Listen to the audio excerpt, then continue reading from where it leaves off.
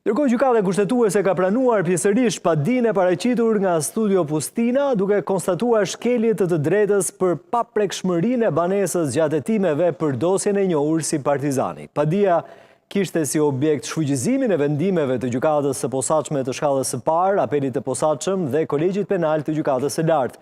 Gjykata kushtetuese vendosi të pranoj pjesërisht kërkesën, duke konstatuar se gjatë sekuestrimeve të kryera nga SPAK ndaj Studio Pustina përcënuar një e drejtë. SPAK ka kryer sekuestrime të dokumentave shkresore dhe të kompjuterave të Studio Pustina gjatë hetimeve për dosjen Partizani, ku të pandehur janë kryetari i Partisë Demokratike zoti Sali Berisha dhe ëndri i tij Amarbër Maltezi, si dhe shtetasit Fatmir Bektashi, Andja Pustina dhe Xhimi Bege. Ata akuzohen për aferë të dyshuar korruptive të lidhur me privatizimin e kompleksit sportiv Partizani. Çështja tashmë ka kaluar për gjykim në gjykatën e posaçme kundër korrupsionit dhe krimit të organizuar, ndërsa seanca e parë u shtyp për shkak të mungesës së njoftimit të palëve.